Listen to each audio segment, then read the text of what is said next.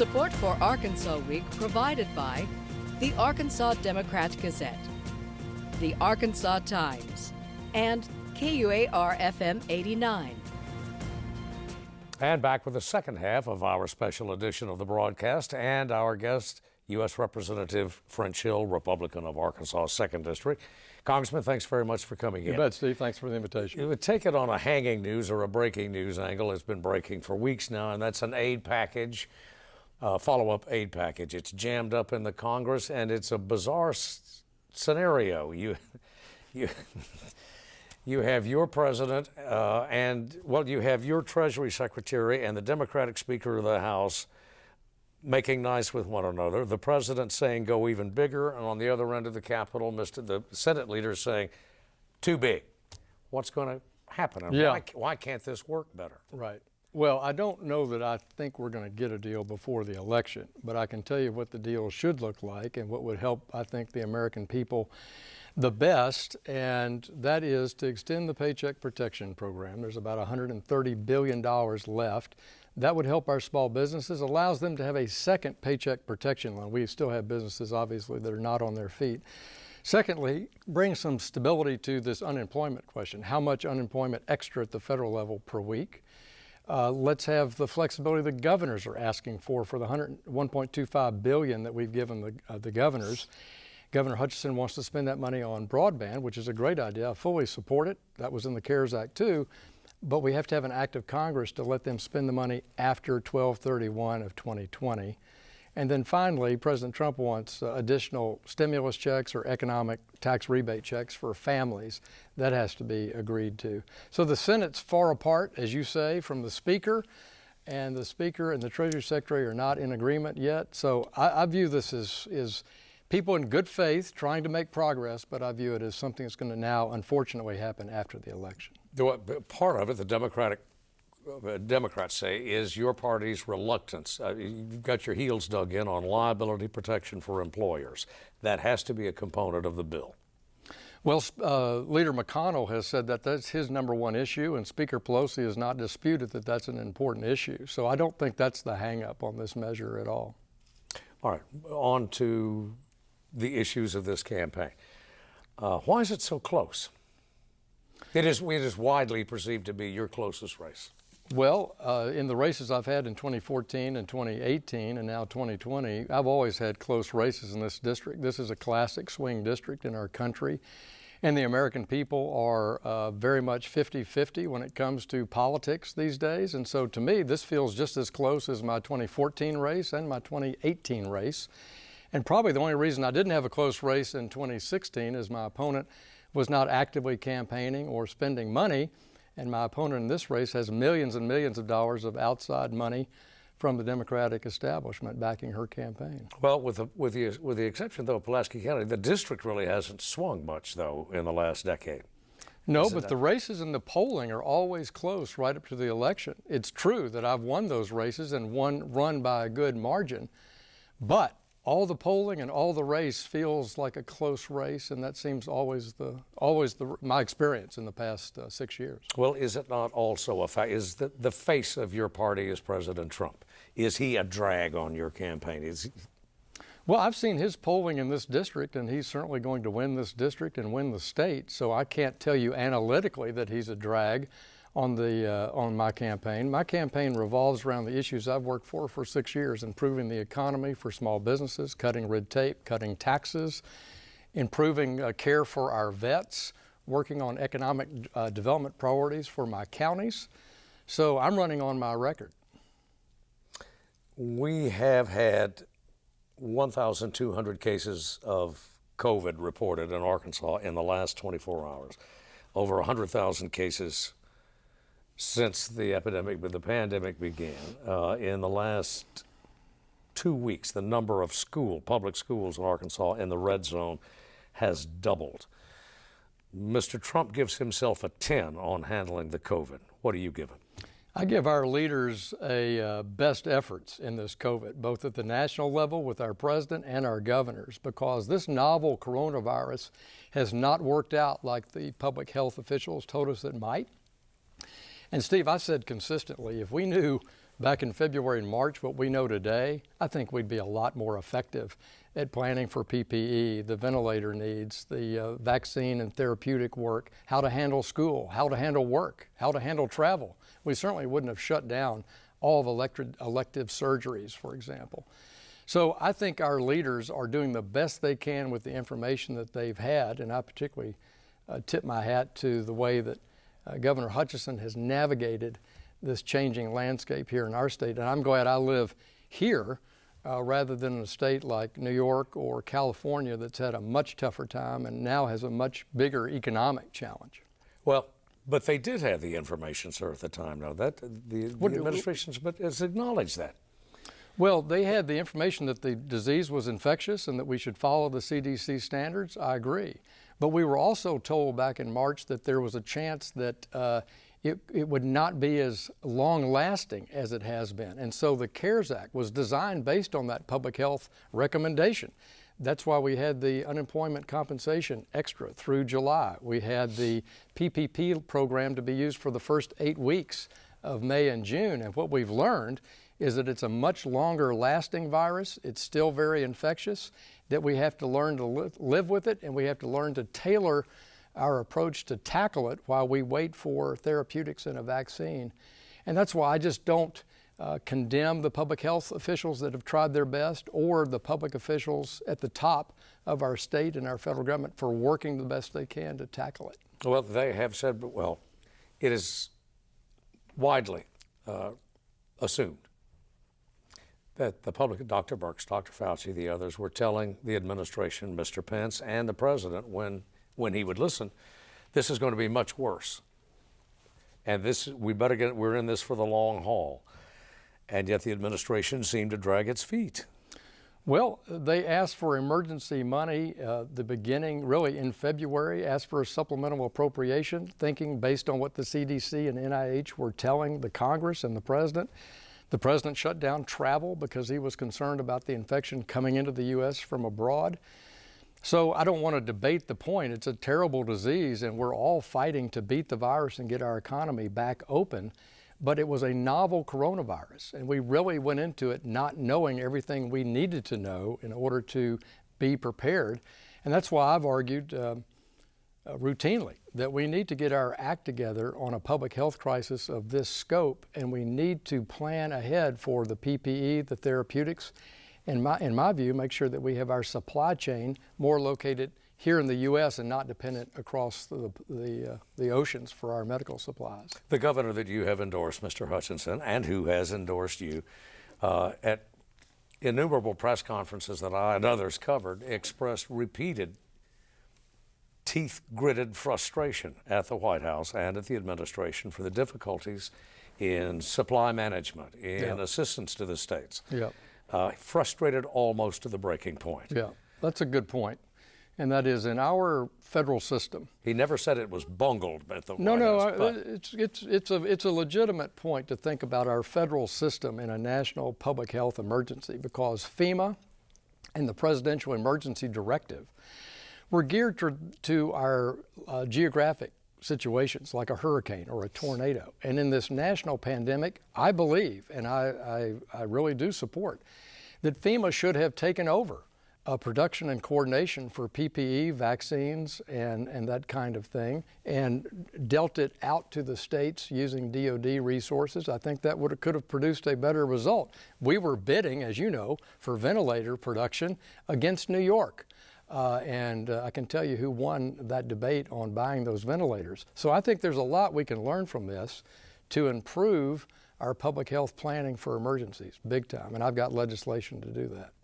You have you were a big advocate of the 2017 tax bill. Mr. Biden, if elected, says he will raise taxes on $400,000 above personal income and greatly rework the corporate tax code. He says it has failed. The cuts have not done what you said they would do, and its advocates said they would do. Mm-hmm. Your response? I believe the Tax Cuts and Jobs Act did what we planned. There were two components to it. One was to reform the corporate tax and make it more competitive. For 30 years, Democrats and Republicans have wanted to lower the corporate tax to make our country more competitive. We had the highest corporate tax in the developed world. It was a detriment to making investments in the United States.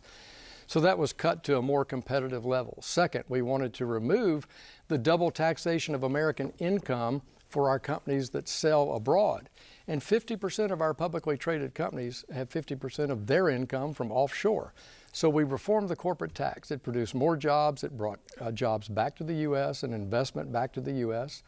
And on the personal side, how do we simplify the tax code and lower the rates for all income ladders, income levels in our society? And that bill did that.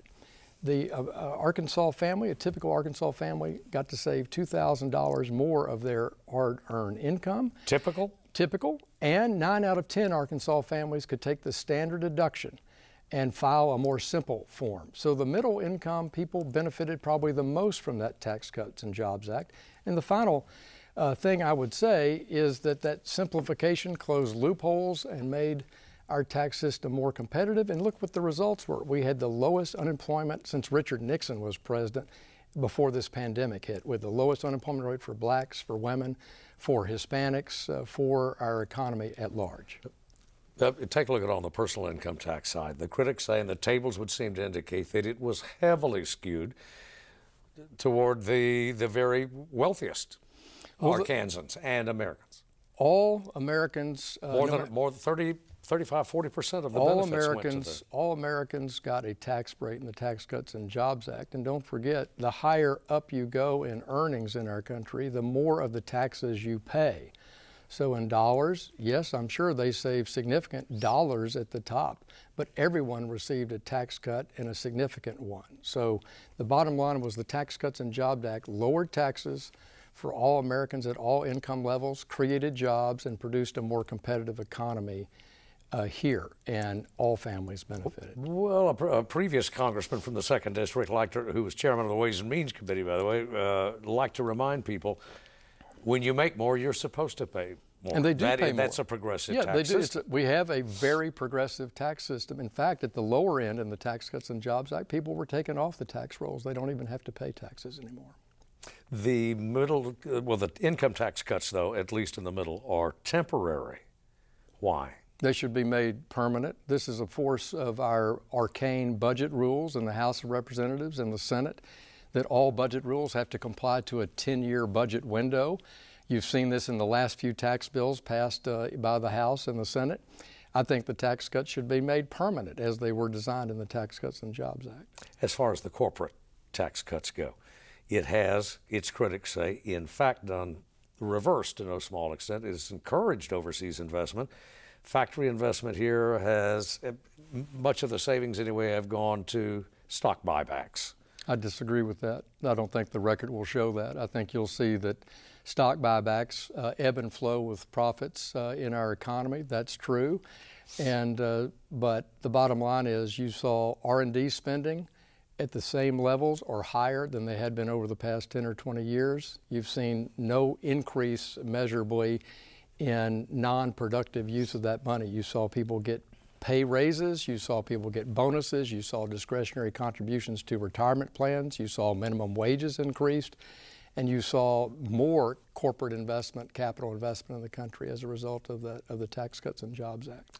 And in the amount, though, that filtered down to the wage and rank and file worker, though, it was just a sliver, was it not, Congressman, of the savings in corporate tax? Well, I would say that real wages grew fastest for those at the lower end of the income spectrum. So, as I say, unemployment and jobs grew at excellent rates. We had the lowest unemployment for African Americans, Hispanics, and women. We had business formations up, business optimism up, and real wages grew fastest after the Tax Cuts and Jobs Act for the people at the lower end of the income spectrum. They've had the first real wage increases in years, and productivity was increasing as well. These are good things for our economy. Our economy was firing on all cylinders before we were hit by the pandemic. Well, the tax bill, for whatever it may have done, it was supposed to pay for itself, and the administration argued that it would pay for itself. Deficit hit first full fiscal year, it hit $1 trillion. Well, the deficit has been growing for a lot of reasons, and don't forget the Tax Cuts and Jobs Act payment that concept that it pays for itself is over the life of those cuts. It's not in 1 year it doesn't pay for itself. It's over that 10-year period. We have an administration that has sharply criticized the Green New Deal. The Biden administration says it does, or a Biden administration says, I don't accept the Green Deal. I do want some environmental, perhaps a carbon tax. Mm-hmm. What's your formula? Well, I did find in the debate, one of the nuggets out of the debate between President Trump and Vice President Biden was that Joe Biden said he's not for the Green New Deal, and then he systematically went on and explained the Green New Deal. So I walked away confused from that, since the Green New Deal is still out on his website as a mantra for a Biden presidency.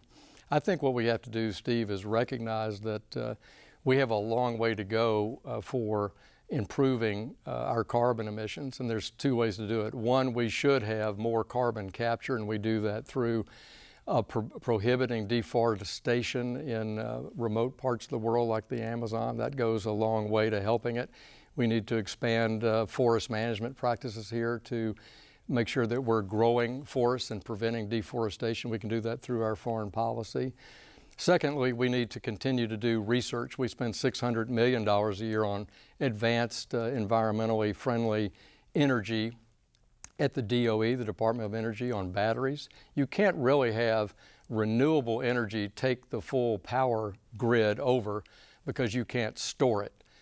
Sunlight is obviously not 24 hours a day, and wind does not blow 24 hours a day.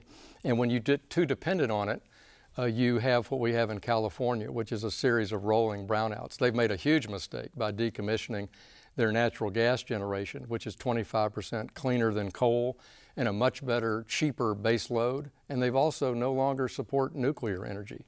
I think we should support converting to natural gas as a transitional fuel, and I think we should expand our ability and dependence on nuclear energy as the cleanest carbon-free energy that you can have. But without an end time anyway for fossil fuels, can real progress be made? Real progress is being made. We've led. In time? Oh yeah, in time. If you look at the objectives of the Paris Accords on climate, the U.S. has been on track to meeting their long-term obligations under that arrangement, meaning we are converting our power sources to a much cleaner power source and reducing our carbon emissions in this country as the largest developed country.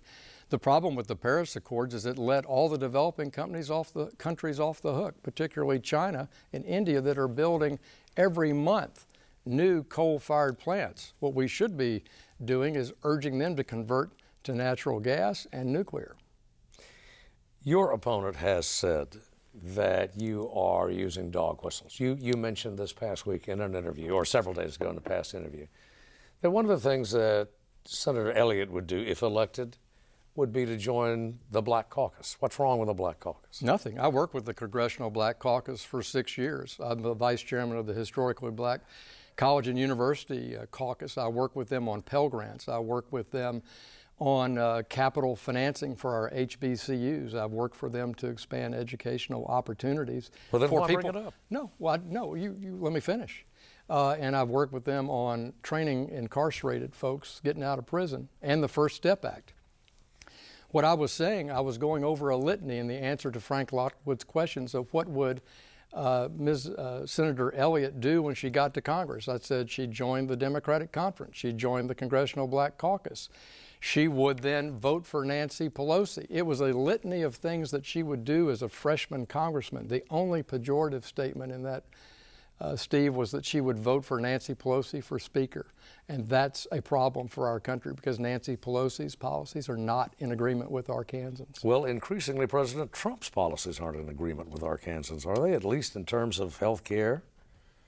In what way? Well, the Republican conference has for 5, 6 years now been openly hostile, longer than that, been hostile to the Affordable Care Act.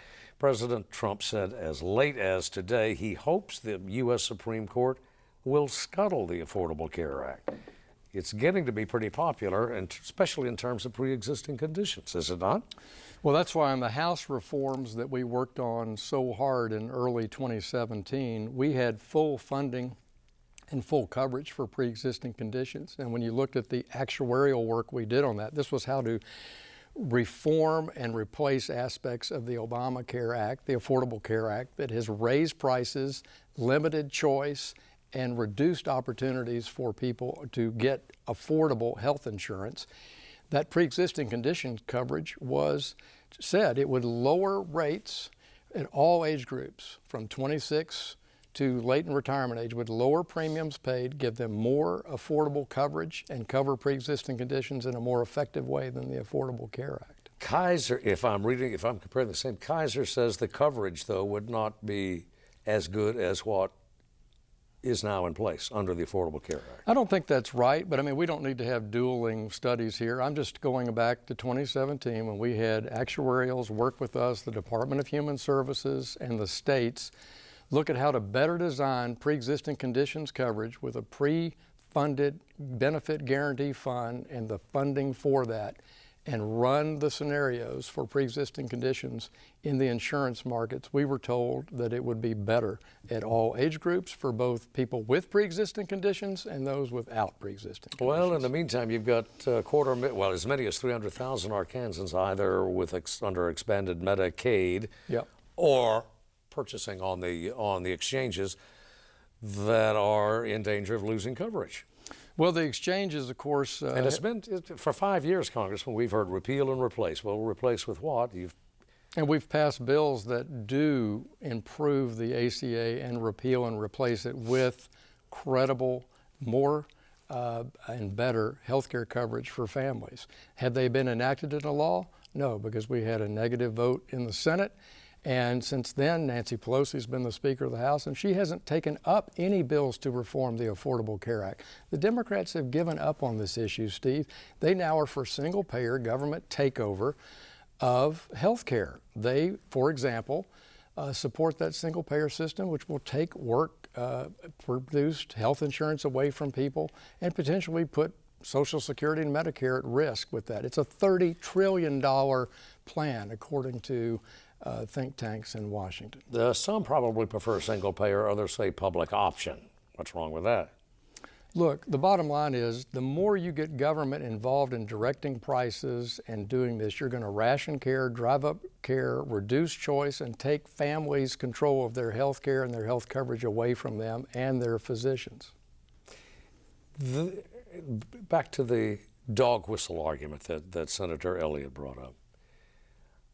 It has seemed in much of the recent Republican posture in terms of its advertising, certainly from the White House, that there are supposedly appeals to the darker instincts of the nation, and that has fostered, aggravated the divisiveness that was already there. Your response? I fight against divisiveness my whole life. In civic life, as a banker, as a dad, as a Rotarian, as a chamber chairman, and certainly the past 6 years as Congress. I'm probably considered one of the most bipartisan people in Congress, working with both sides to accomplish big things and make things better for Arkansans and for our whole country.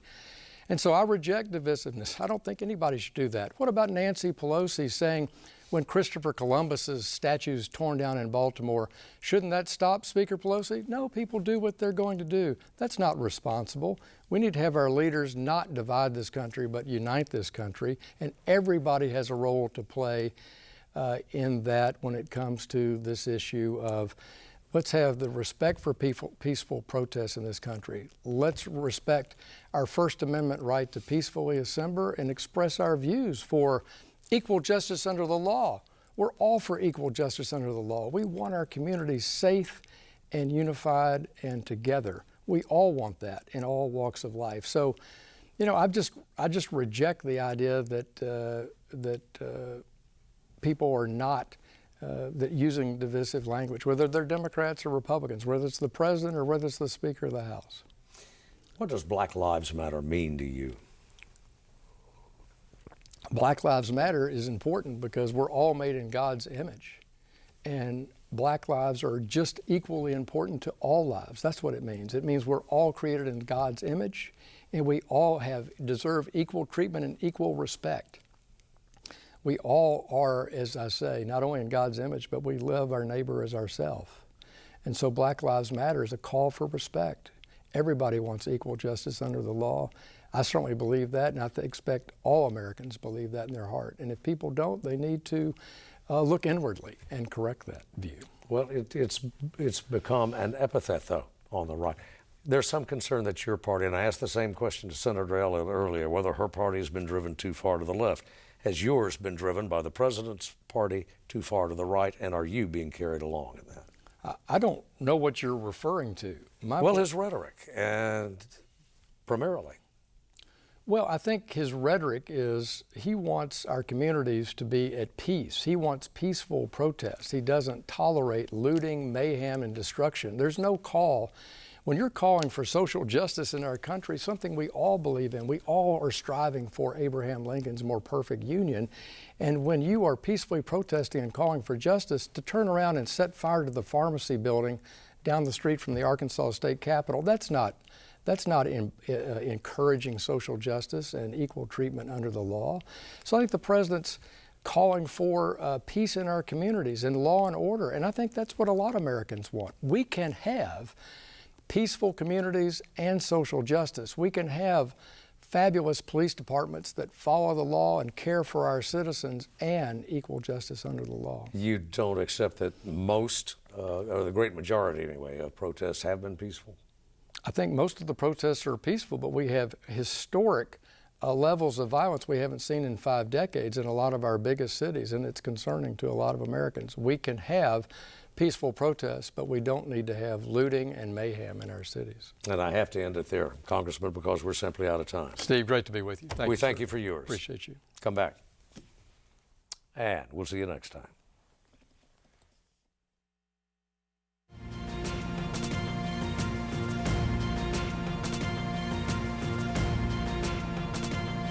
Support for Arkansas Week provided by the Arkansas Democrat-Gazette, the Arkansas Times, and KUAR-FM 89.